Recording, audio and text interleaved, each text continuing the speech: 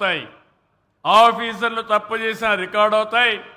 మీరు గొంతెమ్మ కోరిన రికార్డ్ అవుతుంది. జెన్యూన్గా ఉంటే మాత్రం మీ చంద్రన్న సిబిఎన్ మీతోనే ఉంటాడని మరొక్కసారి హామీ ఇస్తున్నా. కాబట్టి మీరు ఎప్పుడన్నా ఊహించారా వాట్సాప్ గవర్నెన్స్లో మీ పనులు అవుతాయని ఆలోచించారా? ఏమమ్మా ఆలోచించారా మీరు అడుగుతున్నా. అదే ఈ ప్రభుత్వం యొక్క ప్రత్యేకత. ఇంకొక మాట కూడా చెప్తున్నా, నన్ను మోసం చేయాలంటే మాత్రం నేను మోసపోను. ఈ విషయం కూడా మీ అందరికీ స్పష్టంగా చెప్పేస్తున్నా. ప్రతి ఒక్కరికి ఆధారం ఉందా లేదా తెలుసా? అవునని అడుగుతున్నా మిమ్మల్ని. మాకు ఆధార్ తెలిసిన చేలిపైకెత్తండి. అందరికీ తెలుసు. ఇంకా డూప్లికేషన్ లేదు, మోసాలు లేవు. మీ ఆధార్ని బేస్ చేసుకొని మీకు ఏ పనైనా చేస్తా. 2, మీ ఆధార్ని బేస్ చేసుకుని మీ కుటుంబాన్నంతా ఒకటిగా తీసుకొస్తున్నా. ఎంతమంది ఆ కుటుంబంలో ఉన్నారో ఆలోచిస్తున్నాను. అందరినీ పెట్టి ఆ తర్వాత మీ ఇల్లు కూడా జియో ట్యాగింగ్ చేస్తున్నా.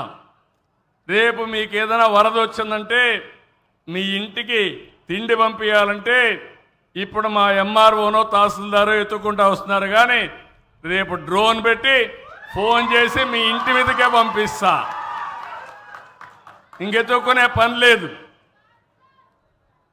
కాబట్టి అప్పుడేమవుతుందంటే డూప్లికేషన్ లేదు. కేంద్రం ఇచ్చే పథకాలు, రాష్ట్రం ఇచ్చే పథకాలు అన్నీ కూడా ఇంటిగ్రేట్ చేస్తున్నా.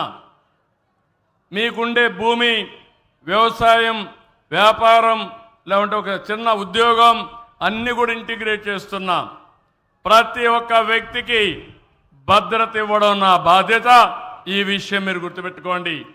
ఒకప్పుడు ముసలి వాళ్ళంటే ఇంట్లో వాళ్ళకి భారంగా ఆలోచించేవాళ్ళు, కానీ నేను ఒకటే ఆలోచించా.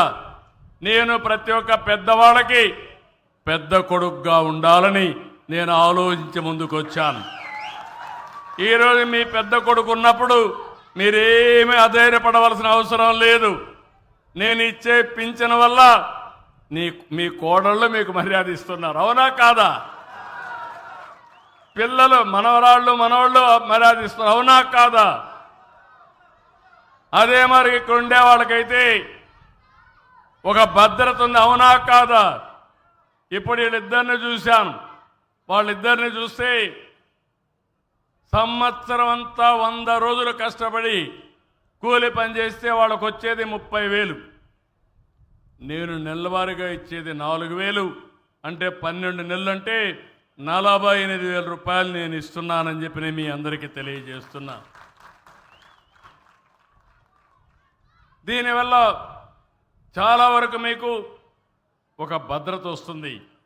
దీని తర్వాత ఆలోచించాను, జీవితాంతం పేదవాళ్ళు పేదవాళ్ళుగానే ఉండాలన్నా, పేదవాళ్ళుగా పుట్టడం, పేదలుగానే జీవించడం, మళ్ళా చనిపోయేటప్పుడు పేదలుగానే చనిపోవడం, ఇది ఎక్కడ న్యాయం అని అడుగుతున్నా. ఈరోజు మేము ఆలోచించాం. ఒకప్పుడు సంపద సృష్టించాలి, మార్గాలు ఏంటని ఆలోచించాం. అప్పుడే నేను పరిశ్రమలు ప్రోత్సహించాను, ఇన్ఫ్రాస్ట్రక్చర్కి ఆలోచించాం, ప్రైవేట్ పబ్లిక్ పార్ట్నర్షిప్ అన్నాం.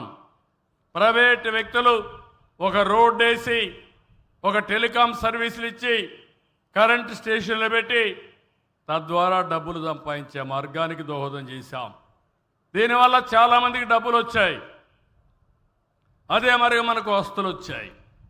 ఒక నేషనల్ హైవే ఉంది, ఆటోలో పోతే డబ్బులు లేదు, ఎడ్ల బండి మీద పోతే డబ్బులు లేదు, స్కూటర్ మీద పోతే డబ్బులు లేదు, కార్లు, లారీలు, బస్సులు పోతే డబ్బులు వసూలు చేస్తారు. తప్పేంటి?